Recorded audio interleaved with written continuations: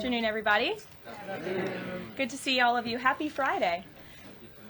The President looks forward to embarking on his historic return to the Middle East, visiting Saudi Arabia, Qatar, and the United Arab Emirates next week, where he will focus on strengthening ties between our nations.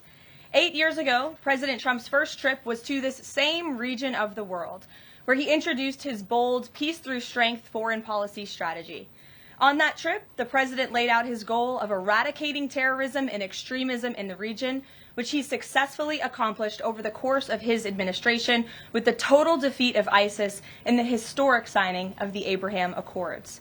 Now, 8 years later, President Trump will return to re-emphasize his continued vision for a proud, prosperous, and successful Middle East, where the United States and Middle Eastern nations are in cooperative relationships, and where extremism is defeated in place of commerce and cultural exchanges.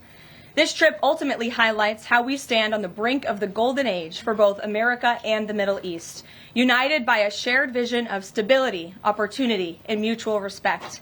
The President greatly looks forward to visiting with our brave men and women in uniform at our U.S. Air Base in Qatar throughout this trip.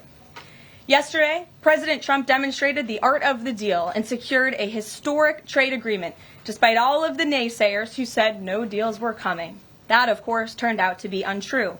On the 80th anniversary of Victory Day for World War II, President Trump announced a great deal that provides American companies unprecedented access to the UK markets while bolstering U.S. national security. This trade deal will massively expand U.S. market access in the United Kingdom, creating a $5 billion opportunity for new exports for U.S. farmers, ranchers, and producers. This includes more than $700 billion in ethanol exports and $250 million in other agricultural products like good old American beef. The deal commits the United States and United Kingdom to work together to enhance industrial and agricultural market access and strengthens American competitiveness. Importantly, the deal also ensures streamlined customs procedures for U.S. exports. The UK will also be purchasing $10 billion of American-made Boeing planes as part of the deal.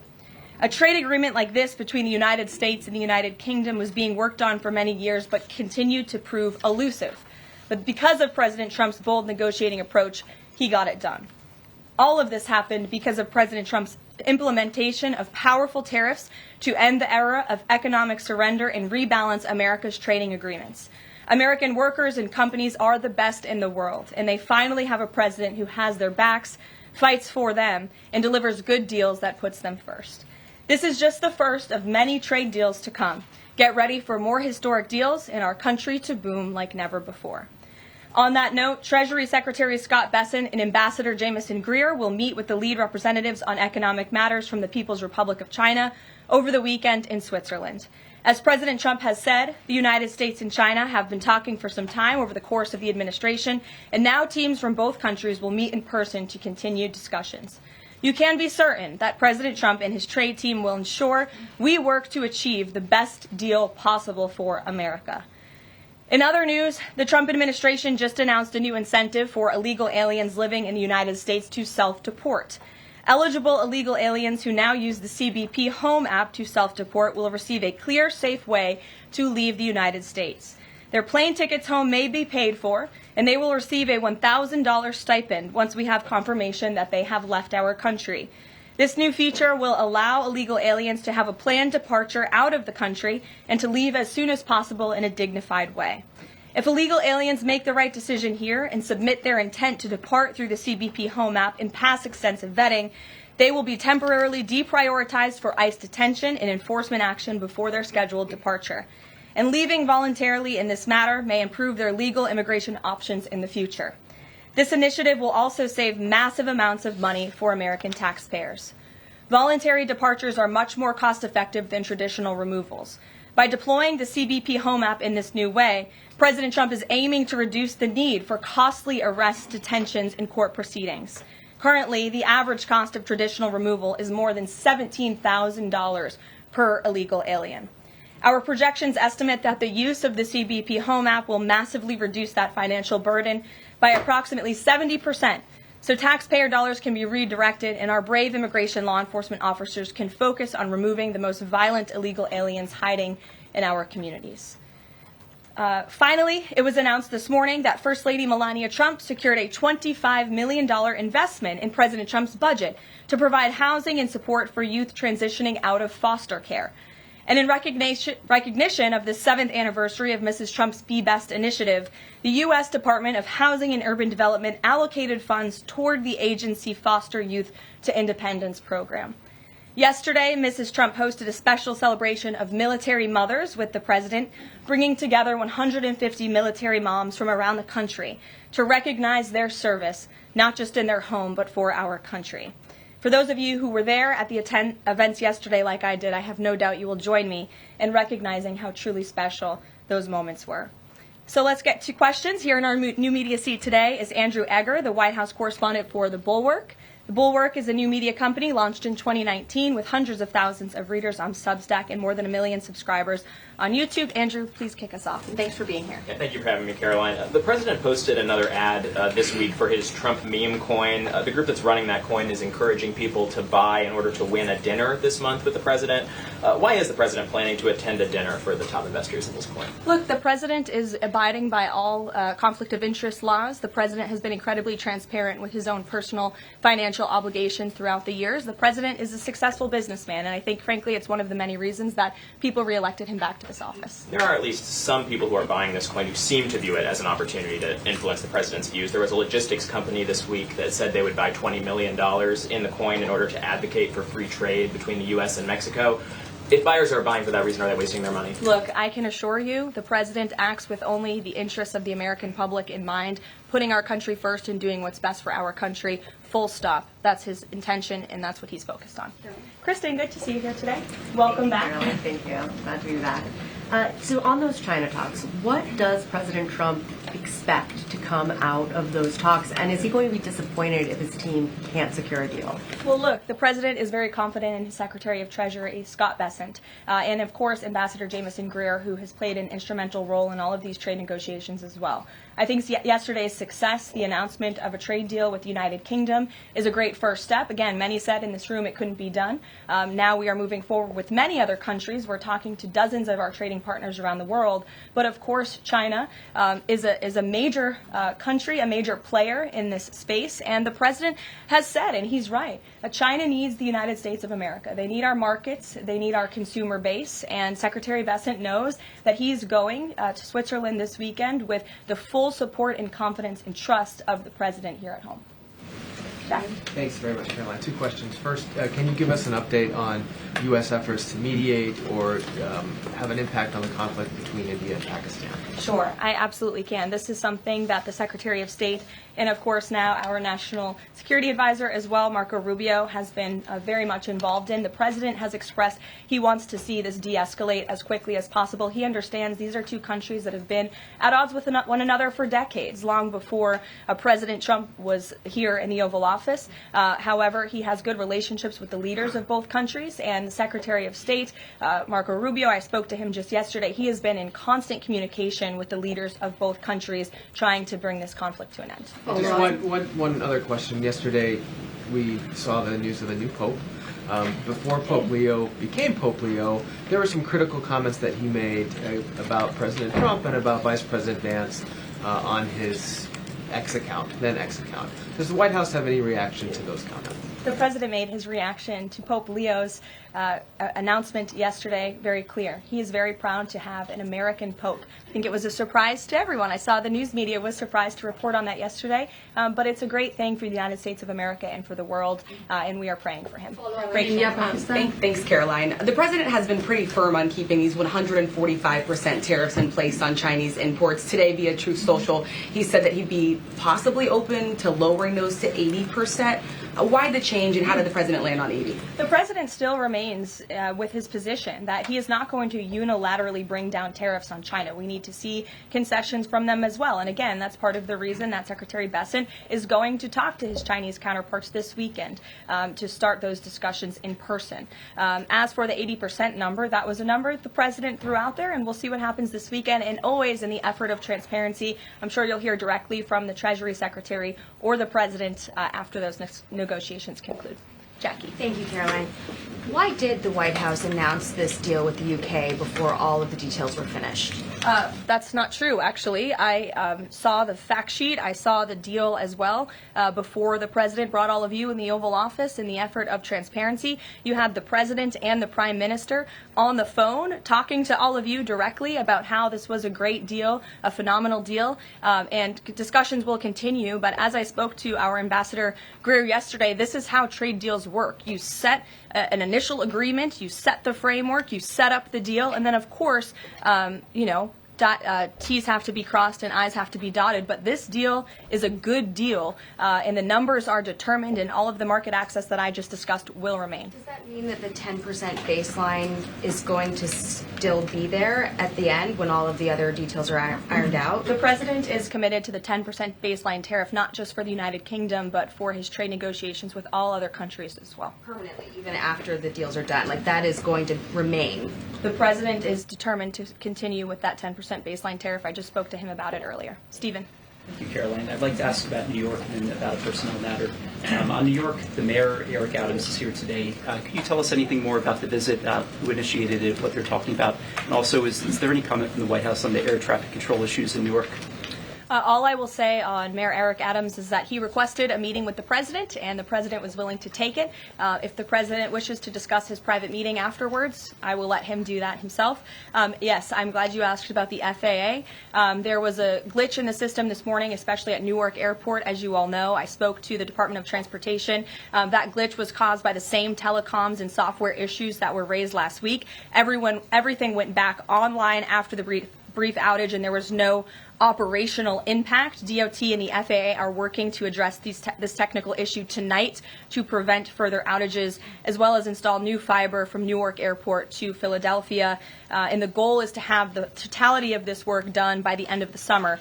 I want to add that this outage at Newark Airport speaks to why the Secretary of Transportation yesterday made a massive announcement in investing in our aviation safety and our telecom system. There's a 4-part infrastructure plan that was released by the Secretary of Transportation yesterday to improve communication, surveillance, automation, and their facilities. They want to replace the antiquated telecom systems with new fiber, wireless, and satellite technologies, replace more than 600 radars, which have gone way past their life cycle, and address runway safety. They want to build 6 new air traffic control centers for the first time since the 1960s and replace towers as well. They want to implement new modern hardware and software for all traffic facilities to create a common platform system throughout the towers. These are much needed changes. This is a very bold plan by the Department of Transportation. I think it's unfortunate that the previous administration sat in their hands and did nothing, but how grateful we are that we have a Department of Transportation and a secretary and a president who's willing to take bold action and change. And the personnel matter, Caroline, could I ask? Thanks, Caroline. Just going back to India, Pakistan, can we expect President Trump to get in touch personally with the leaders of those countries to try and de-escalate this situation? If and when that happens, we will certainly let you know. Natalie. Thanks, Caroline. Sure. I have a question about the Middle East trip. Will any of the president's family members, like including Don Jr., Eric, or Jared Kushner, be joining him on the trip? I am not tracking any of the president's family members joining us at this time, but of course the first family is welcome to come. I hope they would. They're great people, great to be around, but I'm not tracking them on the manifesto. And given that you noted he is a successful businessman, do you know if the president has any plans to meet with any of the folks involved with any of the family businesses over there, or see any of the sites that are going to be Not to my knowledge, and let me just get to the premise of your question that both of you have raised. I think it's frankly ridiculous that anyone in this room would even suggest that President Trump is doing anything for his own benefit. He left a life of luxury and a life of running a very successful real estate empire for public service, not just once, but twice. And again, the American public reelected him back to this White House because they trust he acts in the best interests of our country and putting the American public first. This is a president who has actually lost money for being president of the United States. I don't remember these same type of questions being asked of my predecessor about a career politician who was clearly profiting off of this office. That is not what President Trump does, and this White House holds ourselves to the highest of ethical standards. Phil. Thank you. There's this Reuters report that the U.S. is in talks with Israel about an American-led post-war administration in Gaza. Is that accurate? Are these talks ongoing? We are in constant communication and dialogue with our counterparts and our allies and friends in Israel. Ron Dermer was here at the White House yesterday meeting with members of President Trump's team. As for the situation in Gaza, the president and his entire national security team have made it very clear we want to see the hostages released from Gaza. That is a priority for this administration. As for what that looks like, and even moving beyond that, I'm not going to get into the details of plans that frankly may or may not have even been proposed, but I can emphasize what the president holds closest in his heart right now, and that's the release of all of the hostages in Gaza. And then there's been some conservative pushback to some of these the salt tax cap.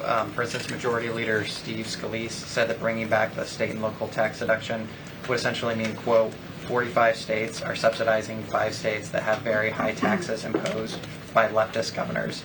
Is he wrong? Is it fair to ask Red Indiana to bail out Blue New York? Well, look, this is an ongoing discussion on the Hill. There's a lot of disagreement on Capitol Hill right now about the SALT tax proposal, and we will let them work it out. As for the tax provisions in the reconciliation bill, the priorities of this president, he has made them incredibly clear. No tax on tips for our hardworking service workers. No tax on Social Security for our well-deserving seniors who have worked their whole lives to pay into this system. No tax on overtime for hardworking Americans as well. And there's a plethora of other priorities the president wants to see in this bill. Anyone who opposes this bill will be opposing the largest tax cut in American history. They will be voting to raise taxes by the tune of $4 trillion on the middle class of this country. And we look forward to holding them accountable for that. Everyone on Capitol Hill on both sides of the aisle should be supportive of the president's tax priorities. Follow up on that? Go ahead.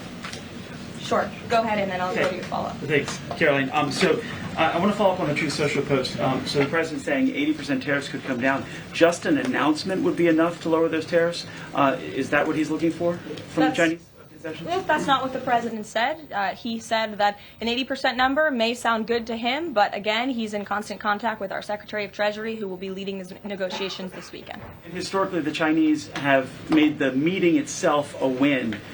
What does a win look like out of these meetings for the president this weekend? A good deal for the American worker and the American people. Go ahead. Thanks, Caroline. Yeah, back to the reconciliation bill. Can you just clarify the president's position a little bit specifically on the tax issue? Because in his Truth Social post, he said this morning that he would accept even a tiny tax increase for the rich, but then says Republicans probably shouldn't do it, but I'm okay if they do it. So what is it that he wants? Does he want them to increase the tax rates? The president wants tax cuts, the largest tax cuts in history. He wants to extend his historic tax cuts from 2017, and he wants to see all of the other tax priorities that I just laid out for you included in this bill as well. As for the policy proposal you're talking about, the president has said he himself personally would not mind paying a little bit more to help the poor and the middle class and the working class in this country. I think, frankly, that's a very honorable position. But again, these negotiations are ongoing on Capitol Hill, and the president will weigh in when he feels necessary. Encourage them to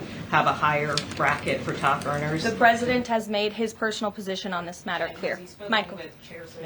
The president's in constant communication with leaders on the Hill. Ahead of the president's trip to the Middle East, he's mentioned he wants to rename the Persian Gulf the Gulf of Arabia.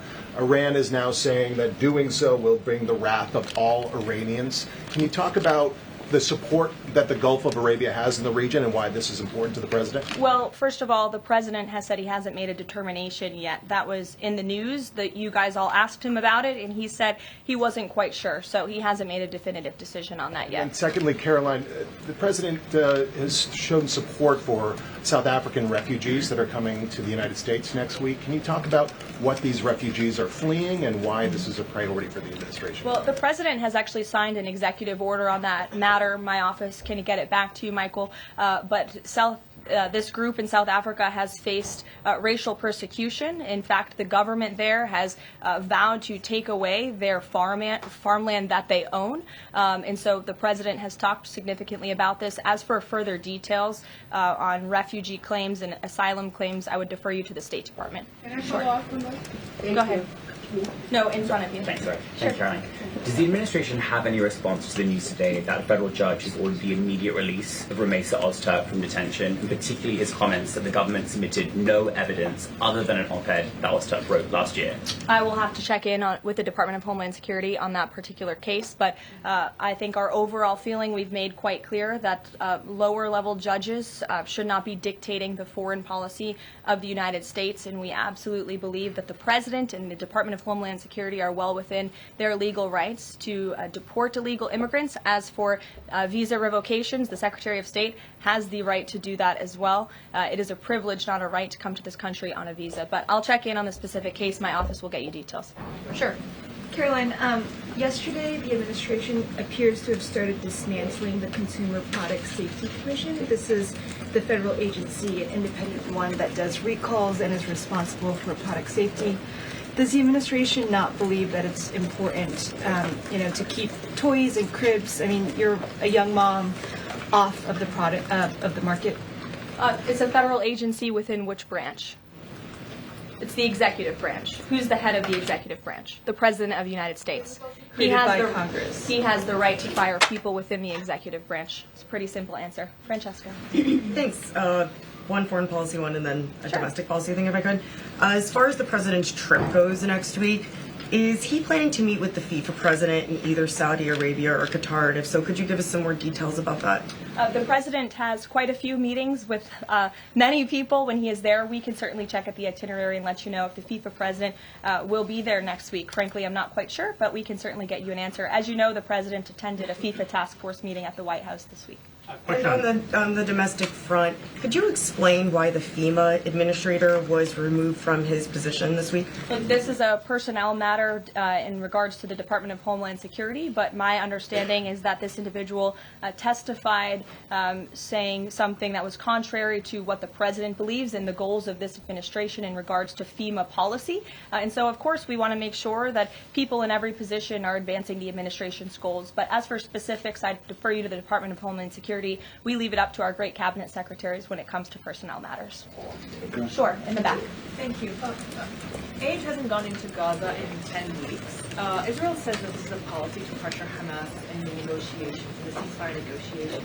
Is this a policy that this administration supports? The president answered this week. He said that he wants to ensure that aid can get into Gaza, but we have to do it in a responsible way to ensure it doesn't end up in the hands of terrorists. So this is something the administration is actively working on, and when we have a policy to announce on this definitively, we can certainly let you know. Can you talk about this effort for the U.S. to take over the distribution of aid in Gaza, to exclude Israel, but also international organizations said this effort militarizes aid? I would reject that characterization by whatever groups you are citing. Kelly. Caroline, thank you. I want to get back to the First Lady Melania Trump dealing with foster children. That's an important component in American life to see what happens to the future of our children, particularly in foster care. Can you explain the significance of this development between the First Lady and the housing and urban development? Yes, absolutely. It's millions of dollars that will go into a program that helps these children transition out of foster care to have productive and positive lives. And I'd like to share a personal story since you asked if I may. I hope the First Lady won't mind. I was at an event in Florida last year, and I was approached by a gentleman who was a foster dad, and he had taken in I think it was 6 or 7 foster children. And he spoke to me. He had recognized me in my work for President Trump's campaign at the time. And the little boy who was with him talked about the personal relationship that he had with First Lady Melania Trump. And the conversation she had with him and how she really encouraged him to be the best that he could be during her first term here at the White House, and how even after she and President Trump left the White House, she kept in very close touch with this young foster child. It was a touching moment that I will never forget, and it speaks to the heart of this First Lady and the great work that she is doing for foster children. And this is certainly a very big announcement that I know our Secretary of Housing and Urban Development is in particular very excited about, and we can certainly get you all the details on that program. John. Thanks a lot, Caroline. I want to ask you about the trade deal that the President announced yesterday with the UK as it relates to the auto sector. Sure. The trade group that represents the big three here in the U.S. believes that it may put the big three automakers at a competitive disadvantage. What the trade group says is that it will now be cheaper to import a UK vehicle with very little American content than a USMCA compliant vehicle imported from Mexico or Canada with just 50% American content. What's your response to that criticism coming from this trade group? Well, first of all, let's be clear about what the deal does. It sets a 10% rate on auto imports for the first 100 cars that are imported into the United States. 100,000 cars, thank you. That would be very few cars. 100,000 cars imported from the United Kingdom. After 100,000 vehicles, it goes back up to a 25% tariff. And as for our U.S. auto manufacturers, our auto industry, the president wants to put them on the best pedestal to compete. And by the way, if they produce vehicles right here in the United States of America, they will face no tariff at all. I would argue of any industry, the president has spent more time talking to and listening to the concerns of our auto industry here at home. He hears them. He believes in them. He wants to see them produce their vehicles here in the United States of America. This is a good deal for them too. Is this a model for European and Asian vehicles as well, what we see coming out of the UK trade deal with the US? Look, all of these deals are going to be tailor-made. The president has said that from the beginning. It's very apropos that the first trade deal was announced between the United States and the United Kingdom, one of our oldest and greatest allies. But each country has unique concerns and challenges in terms of American industry. We need to open up markets in every single country, and obviously the needs are unique. So our trade team is looking at each country and the advantages that we can pursue for American industries and American workers. Sure.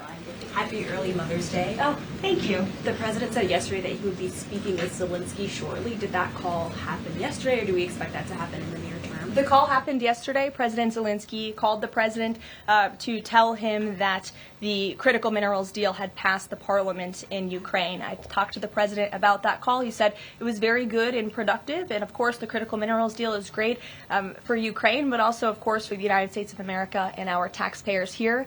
It was a good call, and they also spoke about, of course, this ceasefire that the president proposed, the 30-day ceasefire between Russia and Ukraine, which we know Europe is on board with, and we hope both countries will agree to. Just on next week, do we expect President Putin, is there any chance that he could meet with Trump while he's in the region? The president answered this yesterday. Not going to happen. Ceasefire. Has he got any reaction from Zelensky or Putin on the proposal for ceasefire? Is he satisfied by the reaction to that proposal? Not to my knowledge, but certainly if there is a reaction and updates, I'm sure you'll hear directly from the president. Question, the president fired the Librarian of Congress. Why did he choose to do that? We felt she did not fit the needs of the American people. There were quite concerning things that she had done at the Library of Congress in the pursuit of DEI and putting inappropriate books in the library for children, and we don't believe that she was serving the interests of the American taxpayer well, so she has been removed from her position, and the president is well within his rights to do that. John. Thank you, Caroline. Happy Mother's Day as well. Thank you. President Trump ran on delivering the biggest tax cut in history. He got over 70 million votes. Right now, you got a handful of obstructionists in the Republican conference that are saying they're not going to go along with his tax cut package. You just said those that don't will be held accountable. What is your description of being held accountable? Well, look, I think they'll be held accountable by the voters in their respective districts if they choose to vote for a tax hike to the tune of $4 trillion, which would raise taxes to thousands of dollars per household in this country. The president has great political instincts. That's why he's back in the Oval Office, and Capitol Hill should follow his lead. As for the president, speaking of him, he will be signing executive orders later this afternoon. We are happy to provide more information on those executive orders if you wish. Thank you for the Mother's Day wishes, and happy Mother's Day to all of the moms in the room. And don't forget to call your mom this Sunday. We'll see you guys later. Have a good weekend. Thank you,